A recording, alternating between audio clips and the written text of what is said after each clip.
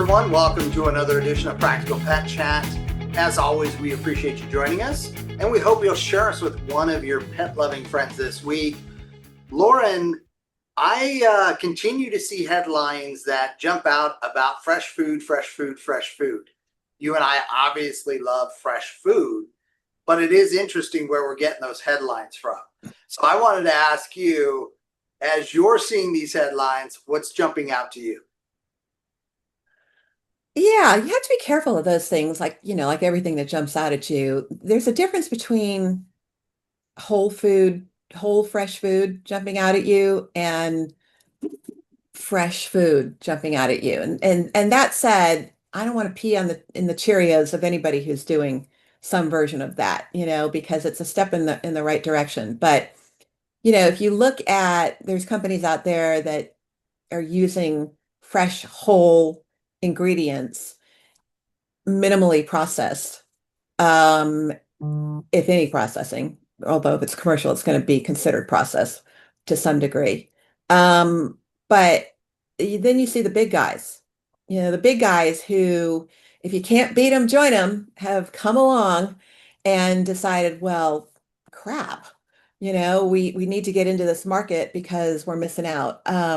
There was a there's an interesting fact that in 2021, the company Packaged Facts reported that extruded dry kibble prevalence in US households was 94%. And currently, petfoodindustry.com reports a prevalence rate declined to 61%. So that's about a third of the market that has gone away from Yeah, kibble. that's tremendous. It's huge, huge. I can remember conversations 15, 20 years ago of like kibble's here to stay. And to some degree it is here to stay, but we never would have thought that we would see that kind of an impact. And that's what happened since 2021 to 2025. That's a short time frame Yeah. in the big scheme of things. So I really celebrate that. I love it. It's a cautionary love, because I think people still need to look at ingredients, still need to see how things are made, still need to look at the company, still need to look at sourcing, all of that kind of stuff, the quality of the ingredients, everything, because a company that takes its kibble and soaks it and calls that fresh food, that doesn't really fit the fresh food category. So, you really need to, like everything, right? Like everything, there are degrees of good, bad, better, worse, all of that. So you really have to still do your homework. It's not a one size fits all. Not all of them are created the same, and it matters. It's not necessarily cost uh associated either. Because you would think, well, if it's better made, if it's human grade, if it's got, the best ingredients, it's going to be the most expensive. And like usual, that's not the case either. So you just really have to still do your due diligence. But if you can add a good, high quality, fresh food, if you can't feed it by itself and you can add it to the bowl, you are really taking a huge leap in the right direction of improving not only the health of your animal, but it's the animal's longevity. Right, right. I want to stand up and scream, congratulations, pet parents, because Oh, I agree with you. exactly. This is not only a monumental shift, but in such a short period of time. And I know you and I go to a number of different conferences over the years, and we'd get the snarky comments from a lot of those big manufacturers who are now jumping on the fresh food train Right? of like, well, that's fine. You can have your 1% or 2%. We're still 90+% of the market. And to see that shift, it certainly is not being driven by those manufacturers. It's being Mm-mm. driven by you all, the pet parents. And I love that. I think that is phenomenal. And, a testament to folks do want to do better. And because they want to do better, we are seeing this change and this evolution. And I agree with you. I don't want to discount any movement towards a fresher food and a better, financial, nutritional balance. But the financial side of it too is something to look at. So I'm going to hit on that in a second. I love how you called that out. But I do think overall to see that shift and, as the market always does, when it sees a trend, it jumps. This is more than a trend. This is now a shift here. Yeah, this is here. This is going to be part of it for the long run. And it's one of the things that I did love seeing. There are many things I don't like about the social media world and everything we see on the internet. This is one of those that I did like to see of just a greater awareness, greater access to all of this. I remember when I was doing recipes long ago and, hey, look, I'm just making this and I'm adding it in. And folks would be, just like, you're crazy that you make things for your dogs and blah, blah. And now it's wild how many people do that on a regular basis. I still get emails, even though we did those probably a decade plus ago, from people weekly, like, oh, I tried that recipe. And as we all do, we all learn, right? We'd want the recipe to be changed and do things. But it is one of those testaments of, like, I think too that people are also more willing to embrace that change when they see better outcomes. And I think at the end of the day, the more fresh that you get into your pet's bowl and into their bellies, the better off they're going to be. Well, look how long we've been trying. I mean, we've been we've been on this mantra. So many of us in the industry have been on this mantra for years on years on years. And you think, gosh, is anybody listening? Is anybody even paying attention? But I really think with the direct to consumer market, which you mentioned social media, that's oftentimes social media driven. And so all those direct to consumer food manufacturers who are making a version of that. If it keeps popping up in your news feed and it's this company and then it's that company and oh look, here's another company and then there's this, it's like, huh, you start to pay attention because there's 8 companies that you're being hit with in social media, not to mention if you're going to, a really well done independent store that has food, they're going to carry some options. And it's like, oh my gosh, we finally made a dent. We finally got through. People are paying attention and getting it. Remember when it was like, oh, I'd never feed my dog people food. Yeah, Right. what do you mean? It's all people food. It's all, broccoli is broccoli. You don't find broccoli for kids separate from broccoli from adults, separate from broccoli for animals. And, same thing with eggs and things like that. So now that people are going, oh yeah, yeah.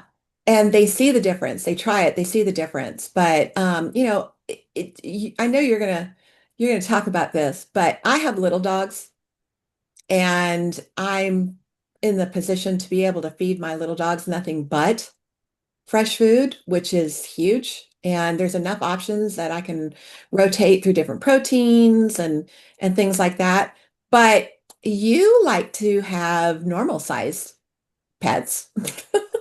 So talk about how you handle that. Yeah, and I think that's still where the market needs to evolve into, where it's a better financial option. Because as you just mentioned, with the smaller dogs, it's almost been very easy to transition to that. And that's where, when I see some folks like, it's so easy, you should do that. And I'll be like, well, what breed of dog do you have? And they'll have a 7-pound dog. And I'm like, okay, times that by 10 or Hmm. 15, would you still make that decision? Because that's literally what I and many other folks are looking at. It's like, oh, I buy one chub and this lasts for, 2 weeks. Well, okay, but if you had one dog, that maybe, that was 100 pounds. Now that lasts for one, maybe a day and a half. And is it economically there yet? So that's where I still struggle with it. I still don't see the commercial offerings being where it's financially better for me to move to a commercial offering versus continuing to pursue it on my own and doing it on my own. And I feel that way not just about foods, I feel that way about treats. So it's not just a main nutrition side of things. There is a lot. I make my own jerky, I make many of my own treats because I'm just able to get so much more out of doing it myself at a much lower cost. And I know what's going into it as opposed to, and I'm not concerned about shelf stable and things like that that can lead to things being, put into stuff that I don't want. So there's still a balance there that we haven't gotten to, but overall, I do think this is a positive shift.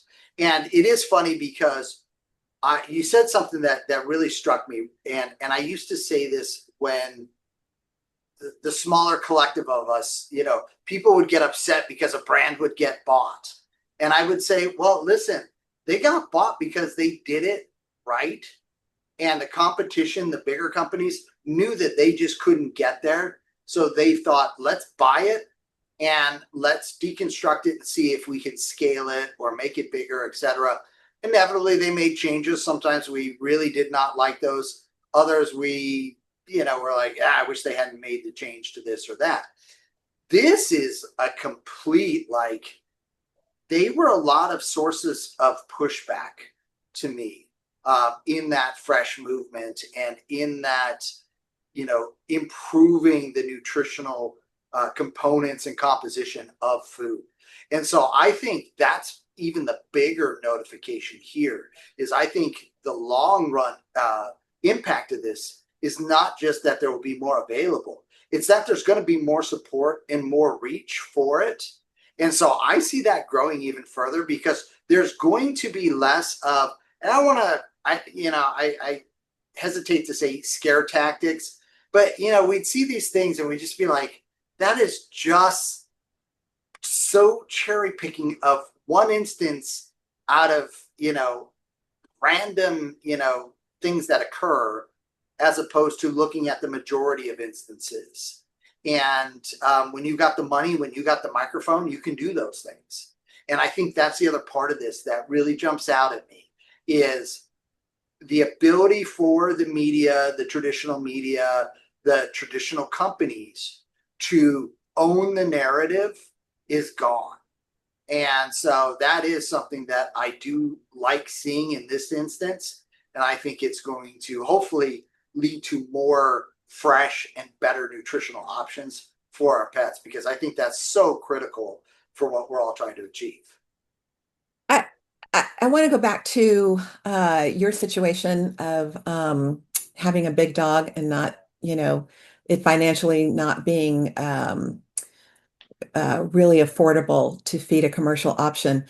So you have the skills and the ability and the setup to be able to do otherwise.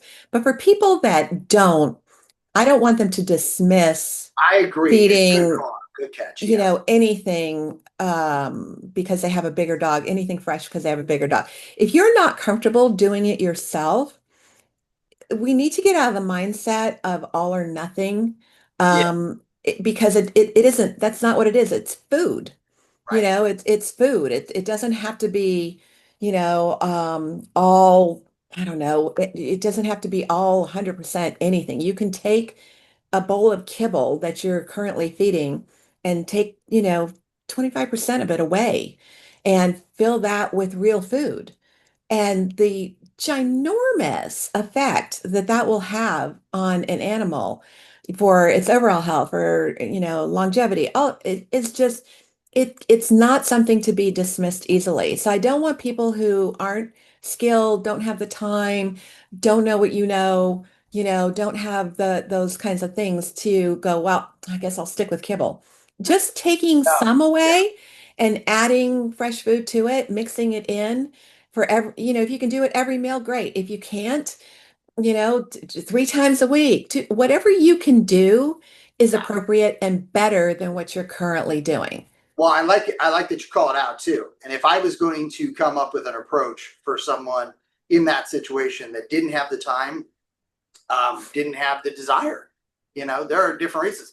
I have a family member who has allergy issues, so raw has not been something I have been able to fully embrace because of the potential, side effects and problems I could create for a family member. So that being said, though, with these commercial solutions, I love what you just pointed out. What a great way also to test it out. Get it, that 25%. Now all of a sudden you're extending, right? Rather than it being the whole meal, now I'm extending that where, hey, okay, now maybe I am getting 5 or 6 meal add-ins and taking that add-in approach. I love that. I think that's great. That's something every meal I've got fresh in there. And the other thing that's going to be interesting for those of you who haven't tried this is I think you'll see what I and many of the folks who have come back to me and shared when they've started to add even just the simplest things. Hey, you got a can of green beans? I'll bet your dog will love the can of green beans. You don't give them the whole can. Blueberries. Blueberry, watermelon, all these other things. It's so fun. That I love during the summer this year. I was watching our tortoises eat the watermelon and Bella having watermelon. Okay. And you go, oh my God, my dog would never touch fruit. Trust me, your dog would if you gave them the option. But what's interesting too is you'll see if you're putting it on that kibble that they'll pick the fresh stuff first. Mm-hmm. And that is just something that really sparks you because you see the delight. So I do love that. That's a great call out. Maybe if it can't be a all option, I love that because you and I really get frustrated with people going, it's got to be one way or no way. Or the other, right? Yeah, it's just that is not realistic for most people. And we should always do whatever we can. Just a little bit of anything fresh is so much better than, well, forget it. There's so many better ways to do that. So well, and keep in mind too, since you mentioned raw, again, erasing the lines around the box. If you don't want to do raw, don't do raw. Right. If you're not comfortable with that, then take something gently cooked. Take something, that isn't cooked to death, that you can add to the bowl. Please try to add some real meat to the bowl. Leftover chicken, hamburger, turkey, anything you have that you can add. Again, it's a real ingredient. So here we are in a situation where you don't have to drastically change everything you're doing. You don't have to deal with an all or nothing. You're not in a situation where it has to be raw because you're not comfortable with that. Give me the excuses. It's not going to be as messy as doing it yourself. Right. So the concerns that I have are if it gets unwieldy, if I take over the whole kitchen and I don't hit everything, Clorox wipes and all the rest of that, what have I potentially? This is a much better option to pivot to and still achieve what I really want to achieve. And now I've got a small contained area that I've got to make sure I've got clean. So I think that's a great call out that you're making here is there are many different ways to get to this enhancement. And this is a good way for you if you want to transition, you want to try it out, you want to elevate and not have to go through not just the work, but the concerns of clean up, all the rest of it. Where do I store it? It's already, really pretty much pre-taken care of for you in these commercial options. So a lot of benefits. And there's no more excuses. Whatever the excuses are, I spent 20 years in my store overcoming people's mindset of what they thought was a situation. And I was like, nope, don't need to worry about that. Don't need to do that. You can't do 25% in the bowl. Can you do 10% in the bowl?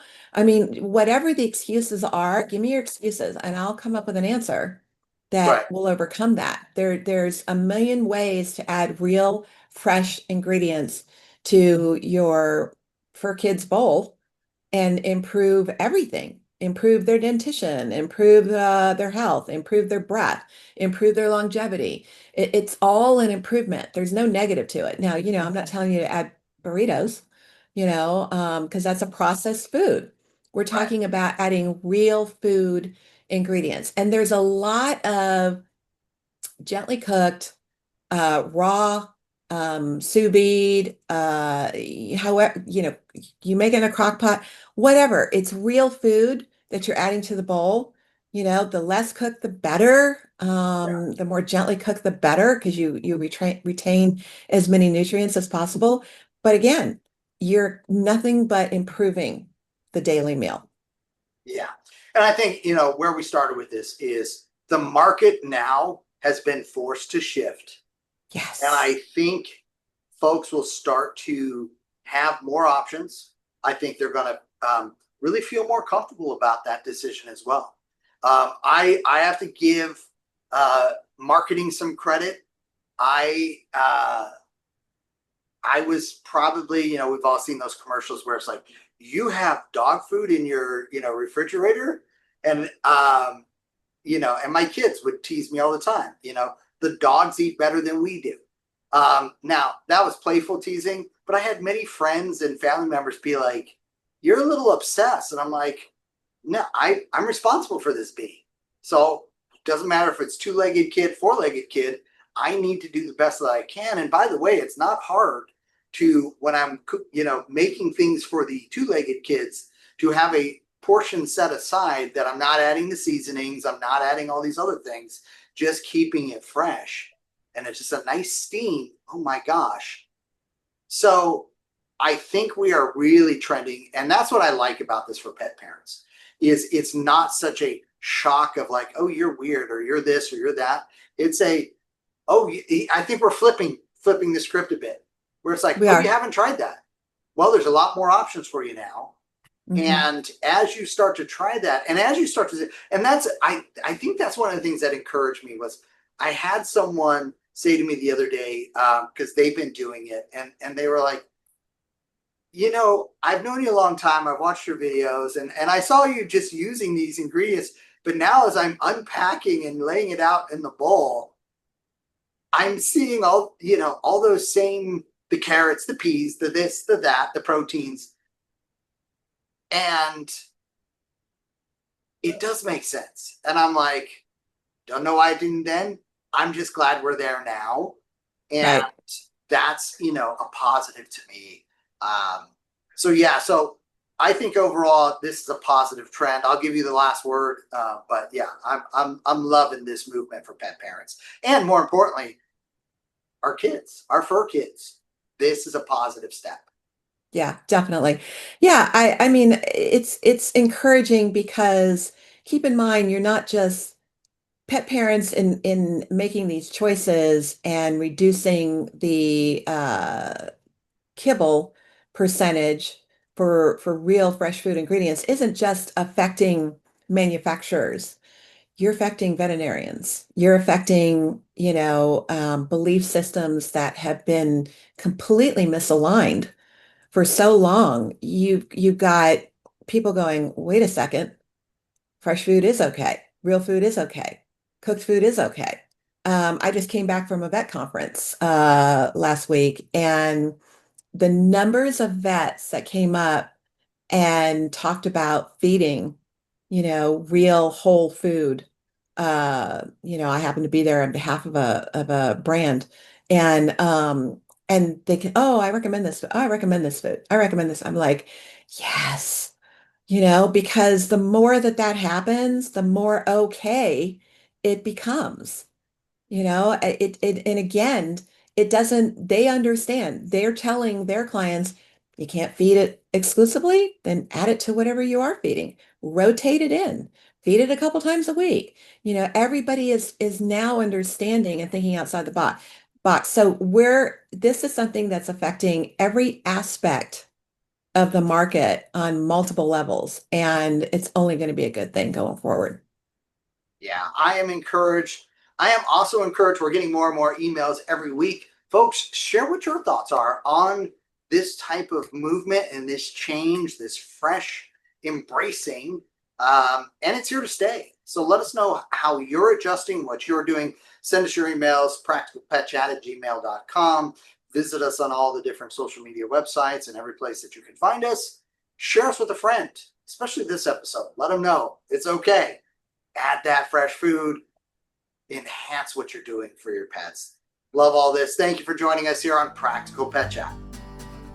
Thanks, everybody.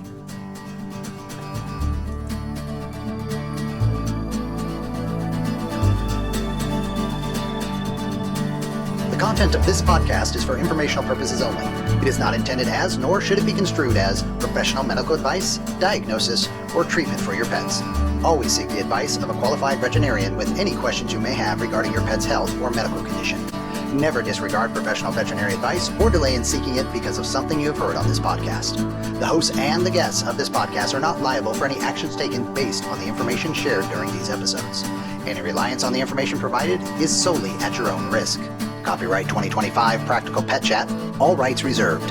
Unauthorized duplication, distribution, or reproduction of any content from this podcast, including but not limited to audio, scripts, and show notes, is prohibited without prior written consent. The opinions and views expressed by the host and guests are their own and do not necessarily reflect the views of Practical Pet Chat.